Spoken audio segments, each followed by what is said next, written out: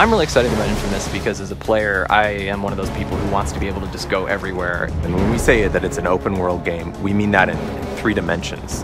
We have this ability to climb over everything. It's kind of infectious. PS3 is really the only place we could have made this.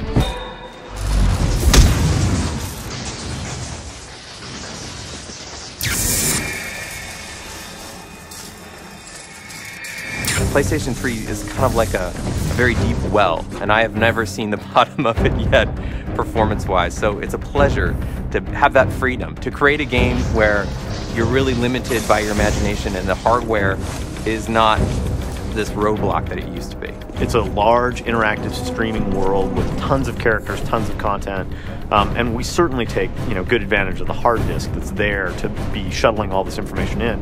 But perhaps the most important aspect of it for us is the cell processor. It's this mind-boggling number of calculations that are going into how to get everybody's feet and body lean in the correct place. And on top of that, it's doing visibility, it's doing a whole bunch of our skinning and animation code, it's doing particle systems. And all of this stuff has been crafted and created to run specifically on the cell processors. There are layers and layers of animations. It's something that the PlayStation 3 and our engine actually allows us to really take advantage of. It's just layering those and not having to worry about the overhead associated with that. Allows us to do some very creative things and some very expressive things.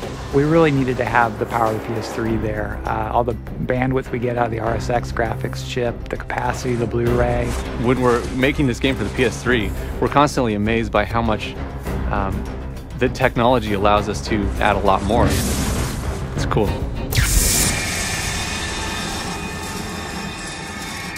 From the very beginning of the game, we knew we wanted a system that allowed Cole to just kind of master the city, to climb all over it. It's a jungle gym for Cole. If it looks like you should be able to get there, you can get there. And we really made it so that you have this feeling of playing a very lithe, kind of agile, panther-like character who really just is capable of going everywhere. Our goal was to let you grab and climb on anything you saw, but in a real city, there are lots of things you can grab. We have a debug mode in the game where you can turn on little displays to show you everything that Cole might grab, and it's amazing. As he moves along the rooftops, there's a sort of rhythm to his actions, and as a player, you feel it. You zip along, you jump, you repulse gravity a little bit, you grab onto a bit of a building, climb up, see an enemy, blast them off the rooftop, and keep going. And it's really addictive. Cole was an urban explorer before the blast, so he already had some physical abilities to climb, and he was obviously brave enough to do it. But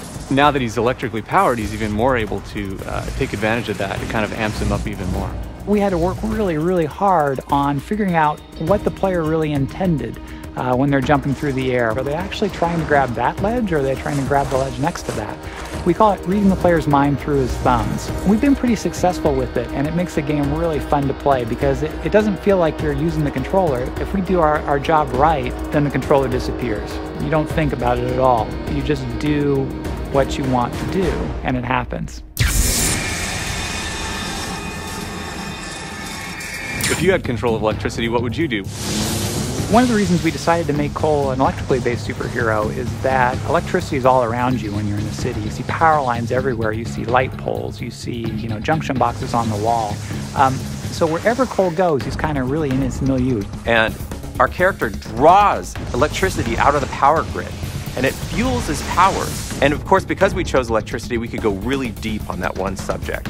We've modeled all the metal in the world to conduct electricity, to jump between objects and zap people, zap enemies. We knew we really wanted him to be able to do these when hanging off the side of a pole, when standing on a bar, balancing on a bar, even when hanging from the edge of a ledge. And so we really put a premium on making sure that he could do all those things and he could fluidly move from jumping and landing to immediately shooting. What we chose to do was pick the power for the hero around what would be really fun in a video game context, and then build the world and the guy's personality and everything around that one choice. Because we're making a superhero game, or a guy with superpowers, it really seemed like we need to give you this opportunity to be heroic, to make choices that were sort of for the greater good, at the expense of maybe something you might want. And for you to make a choice that feels heroic, you need to be given the option to be a total jerk, to be selfish. Otherwise, there is no choice.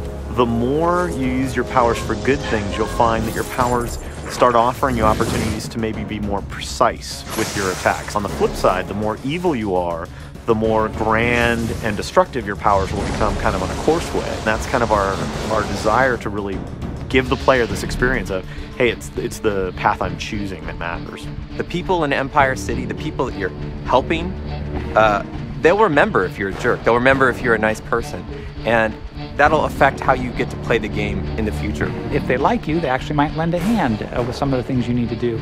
If they don't like you, well, you'll find some spontaneous mobs forming and attacking you with rocks. And the best part is that you can just shoot them with your electrical superpower and they go flying across the world.